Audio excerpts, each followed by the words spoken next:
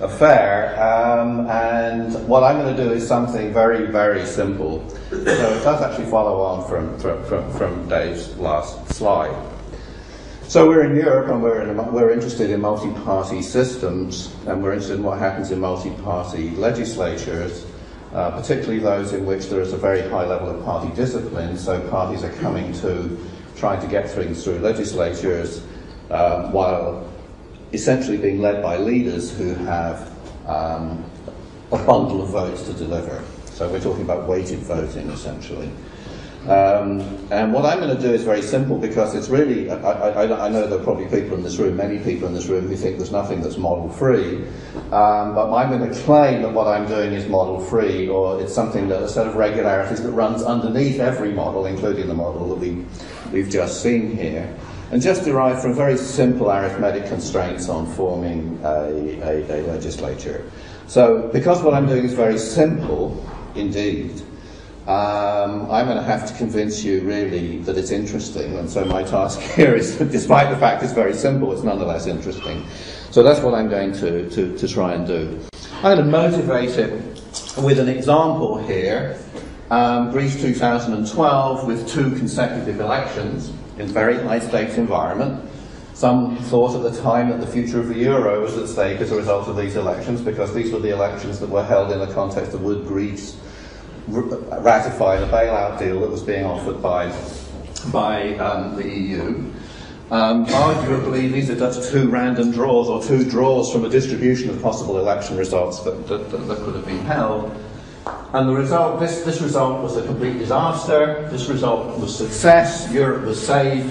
Europe was put at risk here. The financial markets were going crazy. Europe was saved by this election result. And what's the difference between them? The difference between them is all contained in information about the relative sizes of the top 3 parties. So what I'm going to be talking to you about some inequalities that relate to the relative sizes of the top 3 parties that make a difference. And I'm going to offer you conjectures about how they might make a difference, but that's what I'm going to do. The difference is here the top 2 parties were not winning, and here the top 2 parties were winning. This party here, Syriza, was the anti-bailout party, and so we had here what I'm going to call a type D legislative system. It's characterised by the fact that the only 2-party winning coalition is a coalition between the top 2 parties. The coalition between the first and the third party is not winning. Syriza was implacably opposed to the bailout, refused to join any government that was going to endorse the bailout. And that was an inconvenient truth about the formation of this government.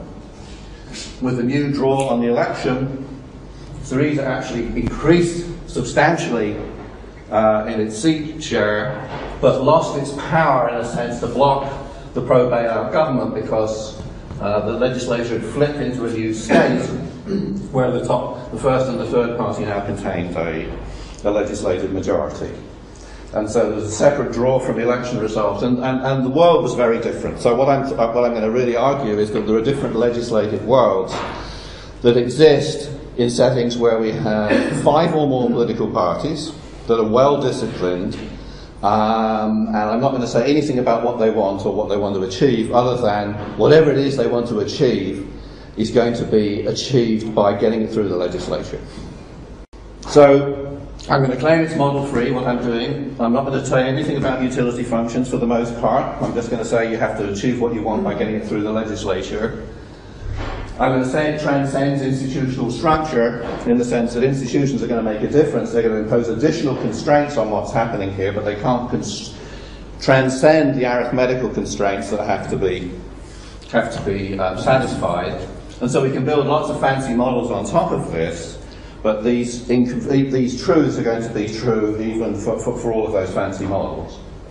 Essentially, that a fancy model built on top of this is going to further constrain what can happen, but it can't transcend it. And this is part of a general project which has kind of always interested me, and frankly hasn't interested anyone else, which is to see what can we get without actually writing down a model from what we actually know about the situation, and a set of things that just we know to be true, that in a sense apply to any model that we would be trying to specify. So all I've done is write down a list of inequalities that relate to the sizes of the top three parties that classify legislatures into 5 types. And my claim is that these types differ from each other in interesting ways, and you have to be the judge of whether the ways in which they differ from each other are interesting or not. All I can do is advocate for that. One obvious type is where the largest party is greater than the winning criteria. Winning can be any number greater than 50%. There's only one point in the argument which I constrain winning to be a simple majority. So one is there's a winning party. If we set aside for the moment the possible endogeneity of the parties, so that if I'm in the opposition, I might try and split the winning party and entice people away from it, and I just assume that can't happen, then this is a fairly uninteresting case.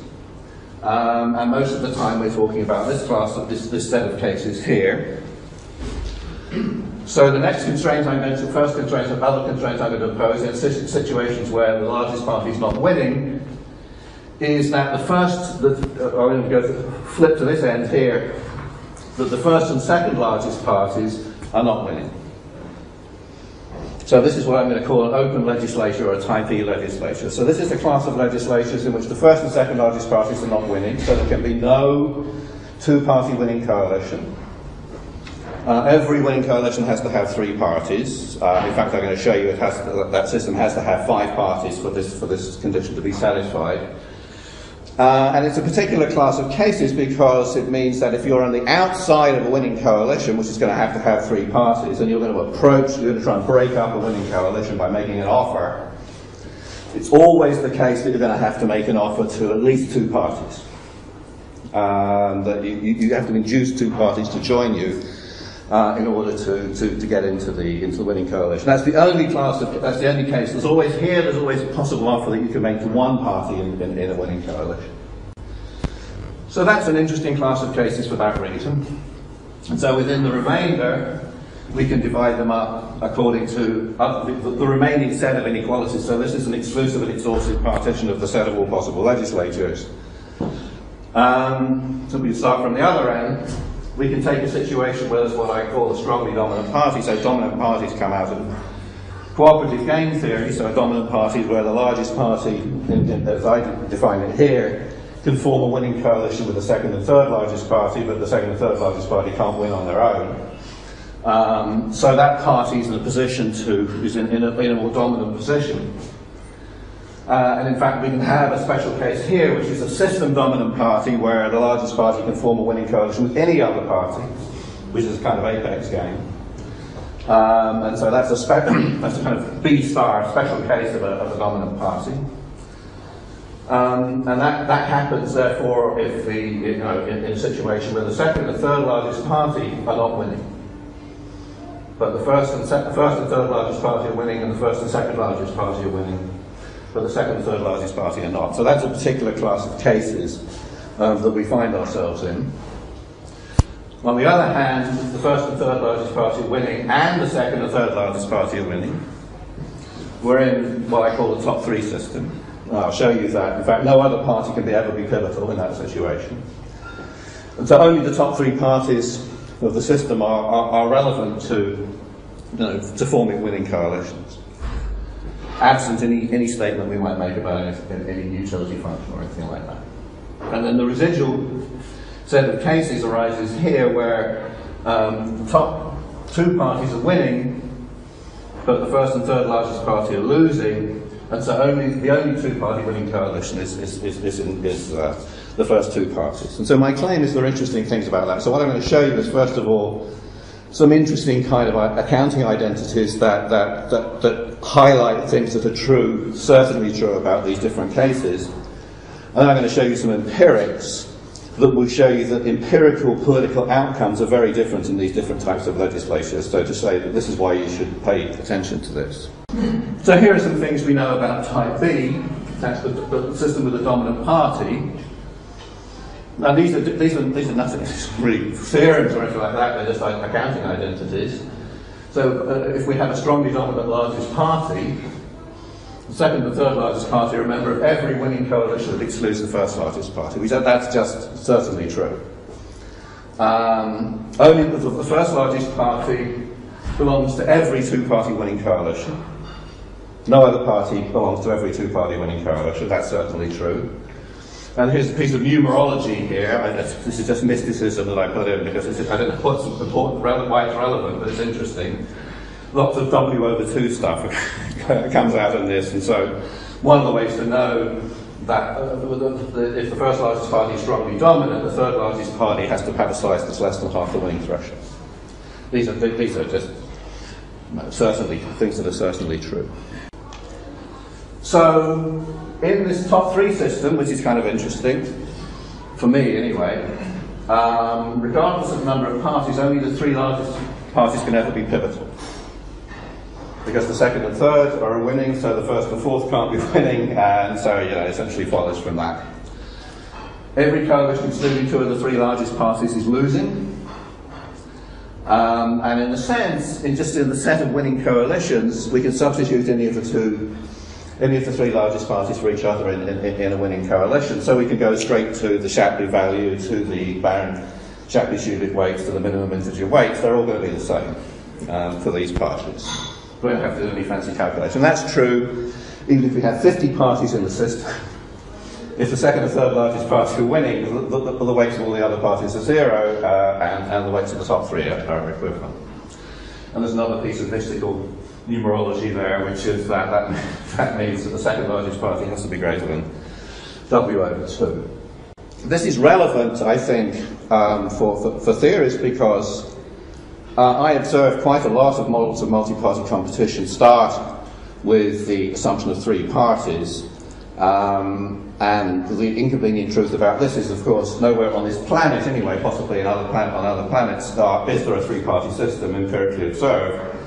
And so it's comforting to know that we do actually find top 3 systems, that is parties which there are only 3 parties that are pivotal in certain winning coalitions, even when there are 10, 20, 30 parties. So saying something about a party systems which only 3 parties are pivotal is interesting, even though we don't observe systems with only 3 parties. Type D is not tremendously interesting. I'll pass over that quickly to get you to dinner faster, to lunch faster. So things that we know about type E, that's the kind of open system where it's the kind of anything can happen system. It's totally unconstrained. As far as I'm saying, is that no 2-party coalition is winning. There are coalitions inside every winning coalition. So every single winning coalition contains at least 3 parties, then has the possibility of internal coalitions forming inside the parties. And if there is majority rule, this is the only circumstance in which I confine W to be a majority rule, I can show you that it's got to be the case that you only get this class of cases if n is greater than 5, the number of parties is greater than 5. And so if you want to model everything in a multi-party system and consider all possible cases, you have to have at least 5 parties in the model. Because if you don't know for certain that you've covered this class of cases. So those are the kind of generally interesting things. I said I wasn't going to talk at all about utility functions or any aspect, but I lied. I'm going to briefly talk about what happens if people are interested in policy. These are digressions, so in the paper they're in an appendix because I didn't want to pollute the paper with anything to do with utility functions or anything like that. And so there are some interesting things that we can say about policy. So if we take a system dominant party, that's the apex gain, the party that can form a winning coalition with any other party, then we know, for example, that we just take an arbitrary policy dimension in which people might be interested in, that party is going to be pivotal, is going to contain the median legislator on every single dimension, which is not one or the other extreme positions. So if we know we have that type of party system, we know we have a party that's in a kind of very powerful position as far as policy is concerned. It's not just about anything else. There's only in the extreme position is it not going to contain the median legislator. If we have a system with a dominant party. That's not strongly dominant, so it's just the largest party can form a winning coalition with the second or third largest, but the second and third largest aren't winning on their own. Then, if the second and third largest are on opposite sides of the largest party, then we know that the largest party is pivotal. It contains the median legislature on any policy dimension whatsoever, for which this is true. It's flanked on either side by the second and third largest party. And in a top three system, so if we just see that inequality, second and third largest party are winning, we know that the pivotal party on every single issue dimension is going to be the most central of the top three. We don't need to know anything about any of the other parties, what the positions of any of the other parties whatsoever, so we can kind of just dispense with that. So this is kind of useful information for people who want to kind of model this, in my view. And as an aside, it occurred to me when I was doing that, this means that the Shapley value, and people continually finding interesting new things to do with the Shapley value, but one interesting new thing to do with the Shapley value is the fact that it's actually the probability that a party is pivotal on an arbitrary policy dimension, because the Shapley value is the probability that you're pivotal on an arbitrary coalition ordering, and so the Shapley value is important to do, has to do with policy, as well as other things, because the probability you're pivotal on any arbitrary policy dimension. And that's because one of the things we often forget is that the probability that you're median, we often tend to focus on your position on a dimension if you're median, but it's actually much more, in most cases, it's much more to do with your size to have the median legislature than your position. Well, that was just a brief digression on policy. So now we move to empirics. So this is a great new data set for people who are interested in government formation in Western Europe. It's the European Representative Democracy data set. It's the Corey Strong, Wolfgang Muller data set. And it extends to all European countries, east and west, from 1945 to 2010, so I commend it to people, not least because it was put together by people who knew what they were doing, with all due respect to graduate students, not by graduate students working for small money during the summer vacation, but by country specialists who essentially put together and vetted the data. So my experience of working with these data is most of the data sets you get from people are absolutely riddled with mistakes when you actually check them, but this one is not riddled with mistakes, so that's a good one to use for that reason. So here's a way of kind of describing the inequalities. These are kind of slices through the cube of party 1 size, party 2 size, party 3 size cube. So this is the first largest party by the second largest party, this is first by the third, and this is the second by the third. And so we can represent the boundary conditions for the boundary lines on the inequalities by lines that we draw here.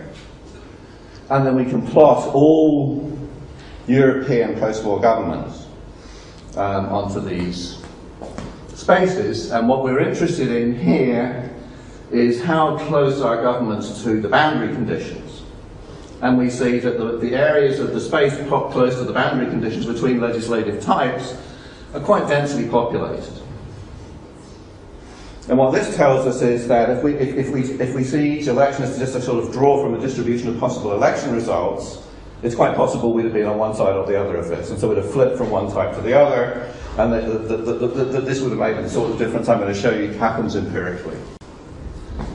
And so if all of the governments are way away from these boundary commissions, we would be saying, no, there's not much possibility of anything happening.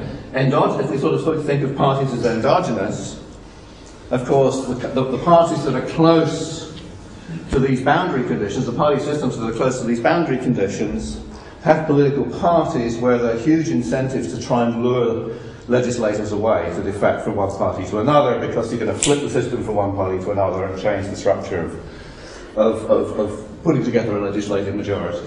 I can now see why the lights are going, because there's a light flickering and failing here. So that's just where the governments are. So lots of governments are close to boundary conditions. So one of the things that we can do is we can just apply some artificial noise to the observed legislatures that we have. Ken Benoit is my co-author on this, and he favours taking the observed legislature and then basically drawing randomly from a multinomial distribution that's parameterized by the existing legislature, but you know, everyone has their own favourite sort of noise that they can add, so I don't think anything really follows from which sort of noise you use here. We're just going to shock the observed European legislatures and see how likely is it you flip from one type of legislature to another. And so we see these are the actual European legislatures. So if we have, you know, these ones with the system dominant party, it's quite likely that you're going to shock them into the type A system. That's a single party system. It's quite likely you'll shock them into themselves. It's quite likely you'll shock them into a system where there is just a dominant party, but it's not an apex game. Alternatively, if we have the type E systems, the very open systems where there are no winning two-party coalitions, the most likely thing is you shock the system into itself, and with some possibility you're going to shock it into somewhere else. So that's, you know, that's really just to get a sense. And so what we did, this is a part of the paper I would ditch if anybody disliked it, but it's there for the moment.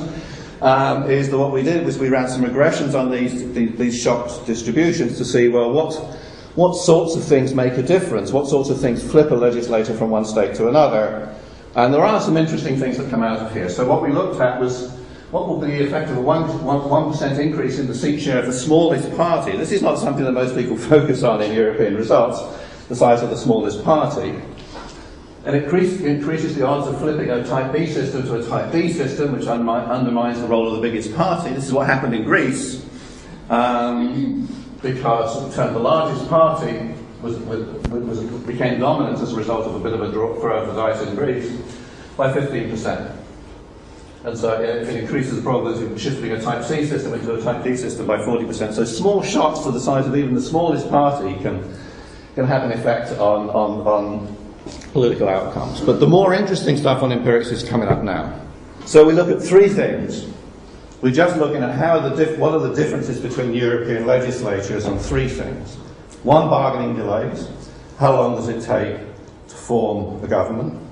What is the number of days between the election and the investiture of the new government? Now we have to separate post-election governments from inter-election governments here, because there are much lower bargaining delays for governments that fail in between elections. For all sorts of reasons, there are various models of bargaining delays, but for my mind, the most likely explanation of this is that most governments are brought down by somebody who has an idea of what the next government will be, and so there's a candidate government in place, whereas after an election, people have to figure out, there's a real shock here, and people have to figure out what's going to go on. So overall, the typical bargaining delay is 38 days for post-election governments, 30 days for pre-election governments. But as we get to more complicated systems, less constrained systems, every one of these things, every one as we go down here is less constrained in a sense, the bargaining delays increase very systematically. So it's just harder and takes longer to form a government. So this is actually just replicating existing models of empirical models of bargaining delays. You only really need to look at this model here, which has the country fixed effects in it. And we see that although the number of parties now doesn't make a difference, but we have a constructive vote of confidence for inter-election governments makes a difference, so we have to factor that out, because in systems with a constructive vote of no confidence, you can't form a government until you form another one, so bargaining delays are very low in that system. And Central and Eastern Europe is relevant, but the key thing is here, single-party governments are the omitted category here. That systems with a strongly dominant largest party, all of the signs are negative, so there's a negative hazard rate on the bargaining delay. So bigger negative more negative numbers mean longer delays. And the open system takes the longest to form governments, and basically as you increase the constraint, not perfectly, but a pretty strong pattern, we get more and more bargaining delays. And this is with country fixed effects. So this is within country. Here's the thing that is most striking, however. So David was talking about the ability to explain different types of government, and obviously we're interested, one of the very classical characterizations of government is whether they're minimum winning coalitions, one-party minority governments, minority coalitions, or surplus governments. And so it's a very standard thing to do to classify European governments in these terms, and it's a very standard conclusion. Everybody knows that minimum winning coalitions are a minority of the actual cases that form in real situations. And so we have to explain. The reason why we can't just focus on minimum winning coalitions is that only 194 of the 519 governments in this data set are in fact minimum winning coalitions. More of them are minority governments, and quite a lot of them are surplus majority governments. But the thing is, there is a very strong association between this classification of legislatures and the types of government that form. So if we focus here, for example, and if we think of a kind of traditional preoccupation with the way that people have modelled these things and said, well, a lot of models do tend to assume minimum winning coalitions. A lot of models of multi-party things do tend to start with three parties. Well, now we can see a top three system, three parties that actually have a non-zero minimum integer weight or a non-zero Shapley value. We see there's a very strong association between top three systems and minimum winning coalitions. So we see that the kind of intuition that if you have a three-party system, you tend to get minimum winning coalitions, does tend to be vindicated in the data. But once you move beyond the top three system, we see that if you have a dominant party, you're much more likely to get the minority coalition. And in particular, very likely to get a one-party minority coalition when there's a system-dominant party. And when you have the kind of open system where there are no real constraints, you are very likely to get minority coalitions and, in particular, surplus majority governments. And so there's a strong association between the type of government that forms and the type of legislature that you've got. So in a way, if you're modelling if you have a model that involves assuming minimum winning coalitions and having three parties, then you're okay, provided you're comfortable with the fact you're dealing with 59 out of 519 legislatures in the system that's going on. So, but it's okay within that set. So in a way, what I'm claiming is it may be useful to think of modelling within these types, because you may be able to get further than trying to model across all of the types simultaneously. And then we move on to government durations. And so these are just replicating some classic Cox proportional hazard models on the durations of governments, because this is relevant here because we're talking about governments that are in place. We're talking about how easy is it to break up an incumbent government. With a two-party coalition, if you're on the outside, you only have to seduce one party away. Whereas if you have a three-party coalition, it's a more complicated thing to do. So again, if we just do the classic duration models, where we have now, because we're only modelling, and we're not modelling single-party governments, and so we're dropping out the most unstable governments, which are the ones in the open systems. Again, we see that we are basically having a fairly systematic effect in terms of predicting, using these legislative types relative to the most unstable type of government, that we are actually predicting government durations as well. I'm not so interested in that because I think there's many more things that go on with government durations, but all I'm really trying to show you is that we have a set of very simple inequalities that we can write down that generate arguably different negotiation environments. I won't say bargaining environments because I know bargaining has a particular meaning to most of the people in this room, so I'll just say negotiation environments for governments.